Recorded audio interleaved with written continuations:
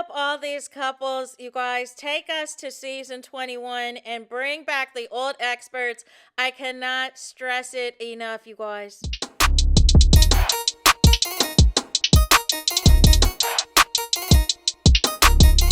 Hey there, it's Anonymous Tea, where we spill the tea anonymously. Hello, hello, hello, hello, hello, everyone. Hello, YouTubers. Hope you guys are all having an amazing day today, sending good vibes, sending positivity, sending blessings, and good energy to each and every single one of you. Thank you so much for tuning in. So, anything I say is alleged and in my very, very personal opinion. This is for entertainment purposes only. None of this is personal. The Copyright Act of 1976 is in the description box. Some meat and potatoes, some housekeeping items. So, today we are talking Married at First Sight, Season 20, Episode 4. I apologize. I'm a little bit behind, but I'm going to be getting out this content to y'all. I was so disturbed with the ultimatum. I don't even know if I'm going to finish the season.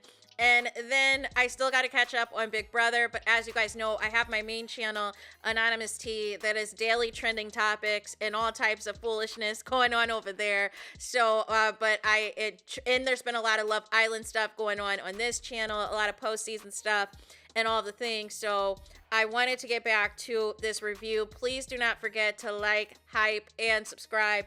But Episode 4 is a hot mess express. So we pick up where all of the couples are, waking up the next day after their wedding night. And it's interesting because on the Lifetime version, we would normally see like a breakfast / brunch get together with both of each other's families, them trying to be nosy about what happened the night before. It seems like Peacock has really just slashed a lot of some of the boring and corny stuff that we would look forward to on Married at First Sight, even if it was like a 2-hour episode or a 90-minute episode. And it seems like we've just slashed everything. Like even them traveling to Mexico, you know what I'm saying? We get to see them go to the airport. We get to see them all potentially meet each other and all be on the same flight to Mexico and all the things, all of that. They've completely just abandoned that. They've completely abandoned that on Peacock, and now it appears that perhaps maybe some of these couples were on different flights, is what it appears to me. I don't know. That's just what it looked like, and all the sort. So I felt like this episode, it kind of felt like a filler episode, but at the same time, there was a lot of drama, right? So I feel like Nicholas and Courtney are very much there's no chemistry between them. Their conversations are very awkward. It is clear as day professional reality TV star career in Nicholas he's just sees this as another notch on his belt, something else to add to his resume. I do not see any romantic spark of the sort with these two, you guys. It appears that Marissa and Adam have a physical connection, have loads of chemistry, you know what I'm saying? But I don't feel like that is going to be enough. I don't feel like that is going to be enough because I saw enough red flags in the first episode with the experts, and I can't believe that they even decided to still move forward with him when he was comfortable basically maintaining a situationship, maintaining a friends with benefits, and you wait until the day of that you tell him that he found a match when there is months that you have to go through a casting process and interviews, and you wait until you officially find him a match for him to, have him call his situationship and break things up. I'm just not buying it. And the biggest reason I'm not buying this is because if you guys already met each other before, a couple of years ago, and at the bar and all this and all that, and there was never a call that was made. There was never an attempt to contact each other after y'all met. Y'all didn't really like each other for real. Y'all did not like each other for real. So I don't care how much they try to tie this up in a bow and make it seem like they're interested in each other. They're not. They're not, because if you would have you know what I'm saying? If you wanted to, you would have. And then the fact that Adam's family doesn't even want to participate in this madness should tell you everything to know. And Marissa's friends laughing at him, trying to play that piano all night, should tell you everything you need to know that this is not going to be for the long haul. So then we got to get into as well, you guys, because a lot of it was they were going on various excursions, various trips and all the things, and then they all got to reconvene at the end of the episode. Cameron, it's interesting because I feel like his marriage potentially can work, but there's also red flags there of him never being in anything committed and him never have anything longer than 6 months or anything else. But they really have a potential, you know what I'm saying, to go the distance. But we will have to see. We will have to see, because I still feel like I haven't seen enough yet to really kind of make that move and say what it is. But we will see, right? The other red flags that was taking place, so Mecca and BJ Bell, right? BJ is very much into Mecca. She is feeling him bad. She wants to consummate the relationship on the honeymoon, and Mecca is not interested. Mecca is not interested. She has taken on the liberty of putting them together in matching outfits and all of this and all of that. And apparently they had some serious makeout session, but ultimately there's been nothing that's progressed. And here's the thing. It doesn't matter how shy or how much of an introvert a man is. If a man wanted to, he would have. If a man is interested, he would have. And now I am looking back at the conversation that he had with the groomsmen the night of the wedding, where he was questioning BJ's interest in him. And I think he was trying to have validation for himself to be interested in her. Now, I don't know what his type is or what he is normally into, but I felt like it was a bad sign when they were on the boat excursion or the boat experience in Mexico, and they're trying to have a conversation. She's trying to get some reassurance from him, and ultimately it starts pouring down rain. I feel like it's an omen of what is to come with these two, that every time there's an attempt to try to make progress, it's like, you know what I'm saying? It's like Mother Nature steps in and it's like, listen, look at here. This ain't what you think it is. This ain't what you want. But BJ, I don't think it's clocked for her that Mecca's not really interested. So that's on that, right? Next, we got to get into, you guys. We have to get into the Felipe of it all. Because there's a lot going on here with Felipe and Tori. I think there is attraction to each other. However, there are some severe deal breakers and there are some severe problems. Also, there was a scene where they were both moaning, try to indicate maybe something sexual was happening. And all it was them eating some tacos. No. So Tori basically lets it known that, she had experienced, infidelity in the past and everything else. And she wanted, to kind of lay all the cards out. And for some reason, Pepe thought that this was his time to shine, to low-key brag about cheating is what it felt like to me. Talked about how he had cheated on a girlfriend and she didn't know about it, and she wasn't discovered of it until a couple of years later. And even he didn't have the balls to tell her. It was somebody else that let her know. And he said that he didn't sleep with the person that he cheated with, but he kissed her. But it's the fact that he claimed that he didn't remember and somehow then eventually remembered or recalled that it happened. And that tells me that you're pretty out of sight and out of mind out here in these streets, which should be a red flag to Tori.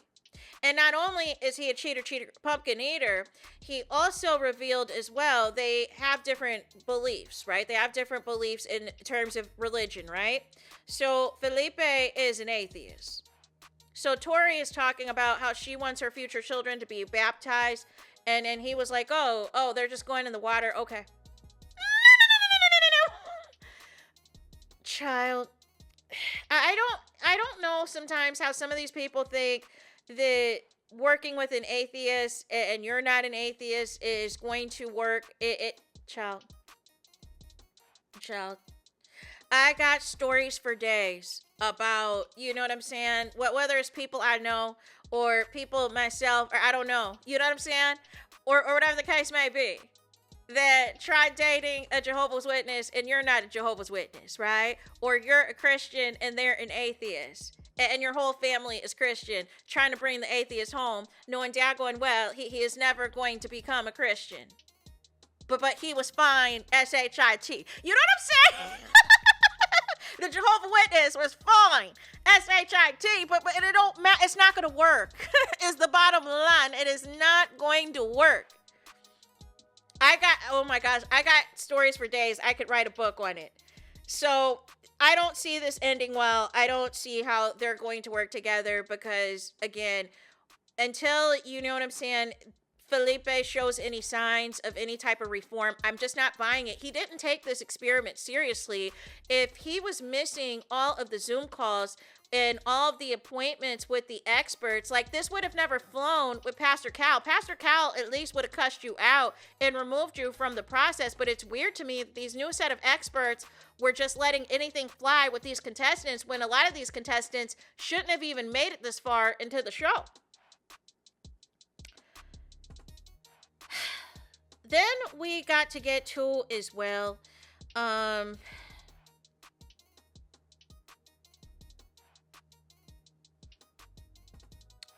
we got to get to Devin, y'all. Devin, you guys. I'm not seeing his marriage last. I'm just not seeing it. I don't believe that it's going to happen for him. Just how women sometimes miscues about men not being interested in him, like what's taking place with Bella Jewel and Mecca. It hasn't clocked for her that Mecca's not attracted to her. It hasn't clocked yet that Caitlyn, it hasn't clocked for, maybe it has clocked for Devin and he's still trying to make it work, but I don't think he's fully accepted it yet that Caitlyn's not attracted to him. So what happened, there was an incident where they decided to go to bed early and they were supposed to get up at around 8:30 to go to the gym.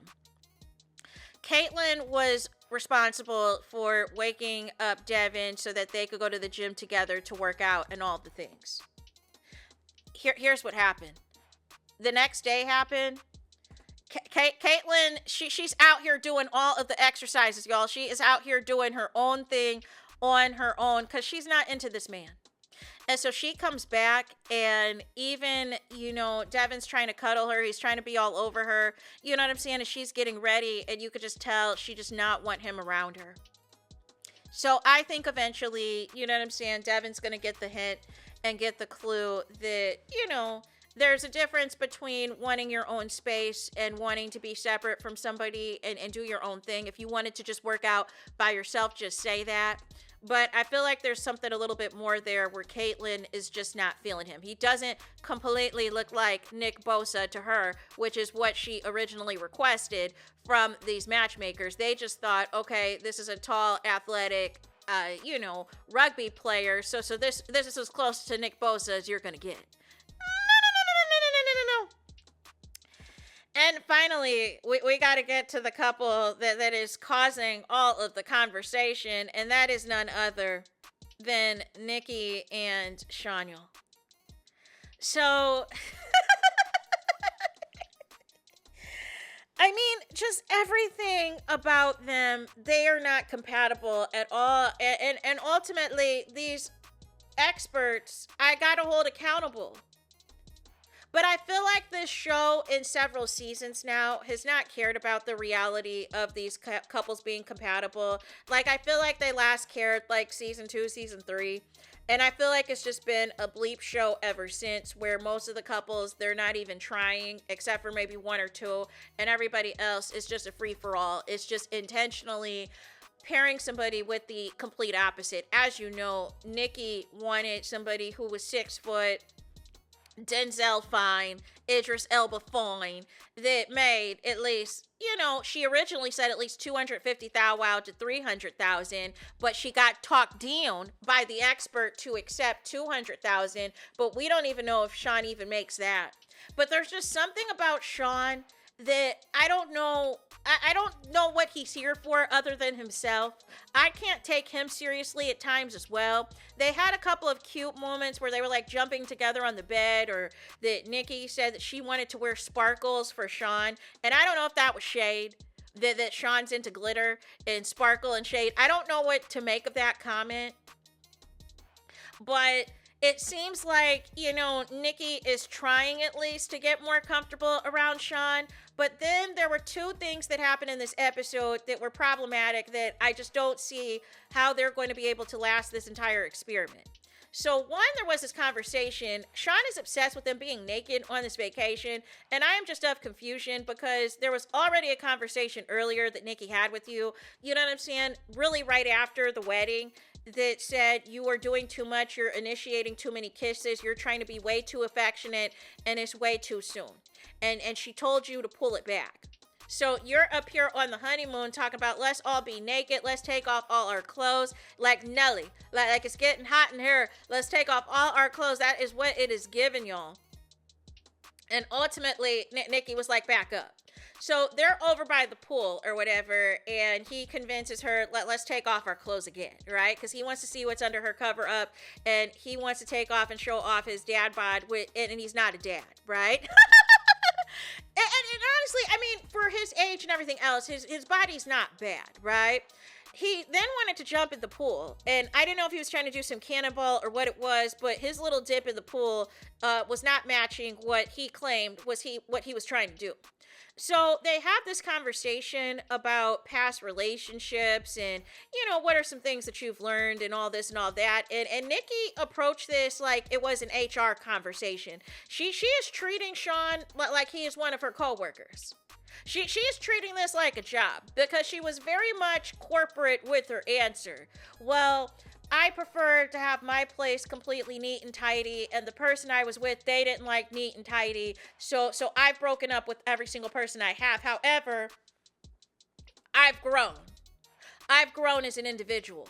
And so Shawn is like, okay, so give us an example of how you've grown from that situation. I don't want to talk about my exes. I don't want to go too much. But you're not really talking about it. He's asking you, what have you learned that you have grown? If somebody says that you have grown, so maybe I was a jerk before, maybe I'm not a jerk anymore. You know what I'm saying? Maybe I was too uptight before, maybe I've relaxed now. You know what I'm saying? Like she gave us nothing. Go on, girl, give us nothing. In response, you guys, to the question. So I just don't know how their communication is going to continue. And so then there was another incident that happened where they, I guess, had a conversation about intimacy and whether or not they were going to do the grown up, if they were going to have the sex during this experiment, right? And it sounded like Nikki said, H-double-L, no, that no sex is going down. But I think Shawn heard that potentially it could go down just at a later date. So they had to do video diaries, right?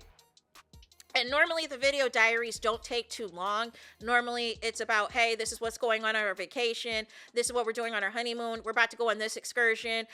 We just had a conversation about this, like just kind of giving updates. And usually on Lifetime, they would show us a lot more of the video diaries that the couples were having. But I guess for this particular video diary, it somehow ended up being an hour long, and Shawn got into it with Nikki because he felt blindsided that she basically said we're not having sex at all during this experiment. And he said he had no problem waiting, but he felt as though Nikki made the decision for the both of them versus them having a different conversation that they agreed upon earlier on that kind of indicated that perhaps if something changed with their dynamic as a couple, that it might have been on the table later on. But basically, he felt like he was not a part of this decision, and they were having a back and forth about this for an hour and felt as though Nikki kind of unilaterally said, this is what it's gonna be. Take it or leave it.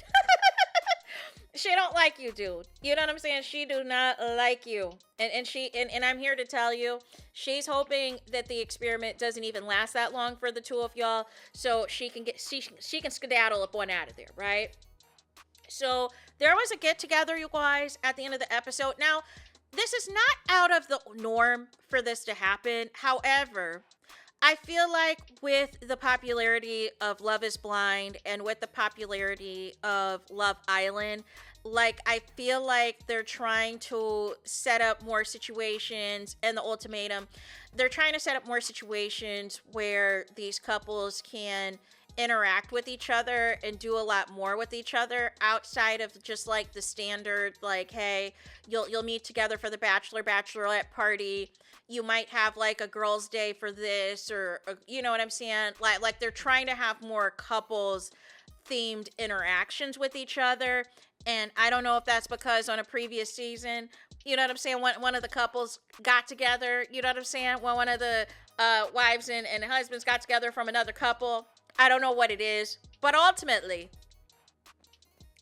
we have Pepe, who is drunk as a skunk, and, you know, wants to, you know, be the authority on who is the strongest couple, who is the weakest couple.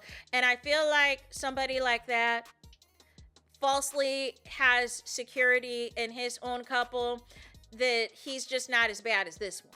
What I did find interesting was Felipe and what's her name? Felipe and Courtney had a really good conversation, had a really good connection. There was a lot of good energy between the two of them.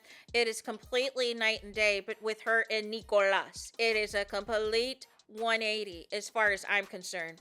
However, Felipe was hot and sweaty and under the influence. I don't know how hot it was when they filmed this in Mexico, or if it was the combination of alcohol, which alcohol can increase, you know, sweating and perspiration, you know what I'm saying, perspiration and all of that. So I don't know if that was that, but basically Felipe was like, listen, y'all not making it. He told us in the confessional, they're not making it, right? And then the couples eventually split up. And it was interesting because the girls, there was a conversation, did anybody have the SEX, right? Everybody basically said no, except for Marissa was like, skip me, which would indicate that her and Adam did the grown-up. Same thing, they go over to Adam and the guys, they ask him, okay, what happened? Did any of y'all have, you know, SEX? And he's like, I'm a gentleman, I don't kiss and tell. Well, if nothing happened, you wouldn't have to make a statement like that. So they basically imply like, hey, oh yeah, da da da da.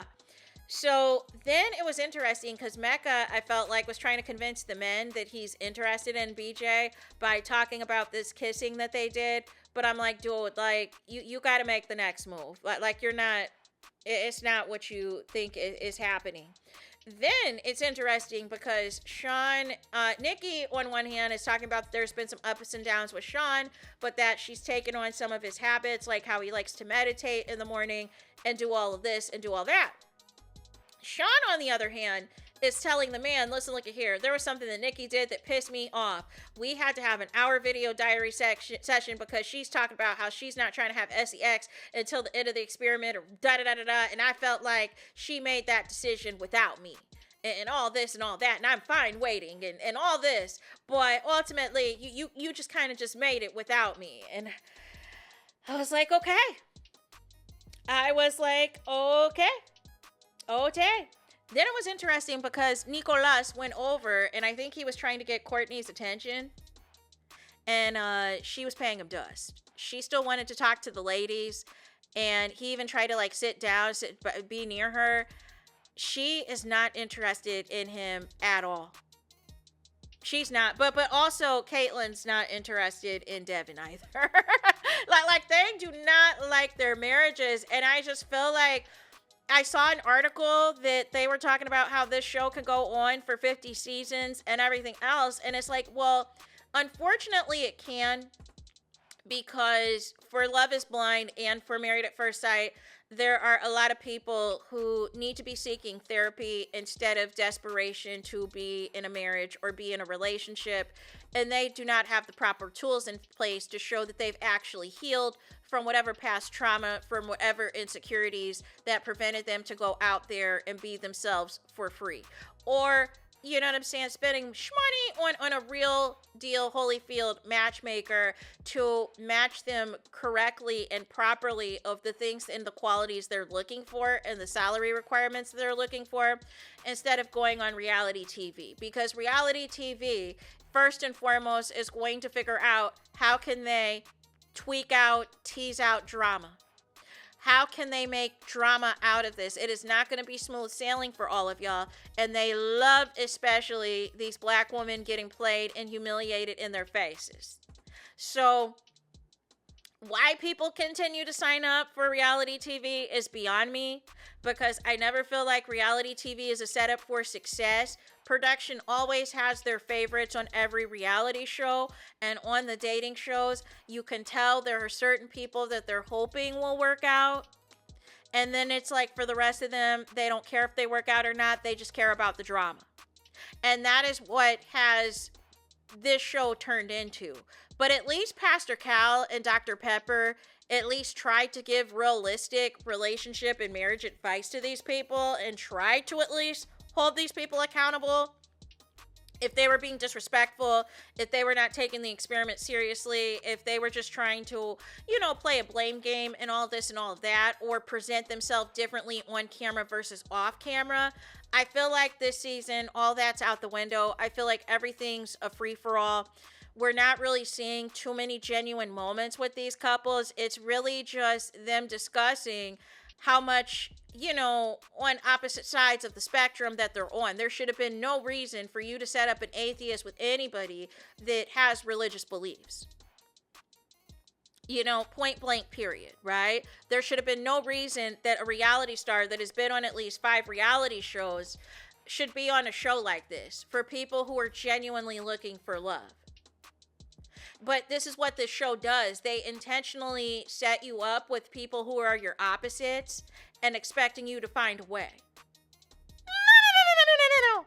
And what has happened in recent seasons, I don't know if this is the same case for Peacock, but Lifetime got hip. Like I said, I think it was season 4 or season 5. I can't remember. I believe it was the Boston season. I can't remember, where the girl, she wanted a non-smoker and they put her in with somebody who was a smoker. And she was so disgusted at the honeymoon that I forgot if they just broke up at the honeymoon or shortly after the honeymoon. But they put in a clause that you basically have to stay together until decision day or you get charged 50 thou wow or 75 thou wow. And you get an extra bump in pay if you choose to say yes on decision day. And then after that, you could do whatever you want to do. No. There is no amount of money that is going to have me look like a clown on television. It's just not, that's not going to be the case. And the other side of it is you have millions of people who are tuning in, who are going to be picking apart every aspect of your life, whether you get a good edit or not. So it's, none of this is worth it as far as I'm concerned. Y'all should have hit up y'all local matchmakers. You know what I'm saying? Continue to put yourself out there. Continue to be yourself. Continue to work on yourself, work on your mental health and all of this and all of that. And continue to live your everyday life. And hopefully the right one would have came along. But instead, y'all signed up for this show that is going to play in y'all face every time. But we'll be here to react to it and review it because ultimately, you know what I'm saying? It's a hot mess express. So with that being said, that is it for this video. I need y'all to do y'all biggest one, and that is to hype the video. Hype the video, please. There's that. That is it. That is all. It's todos es final. It's finito. It's the end of the road. It's the end of the line for this video. Let me know your thoughts in the comments. Please do not forget to like, comment, and subscribe. Hit the notification bell so you're notified the moment I post the content on my channel. And with that being said, I'll talk to you guys again very soon.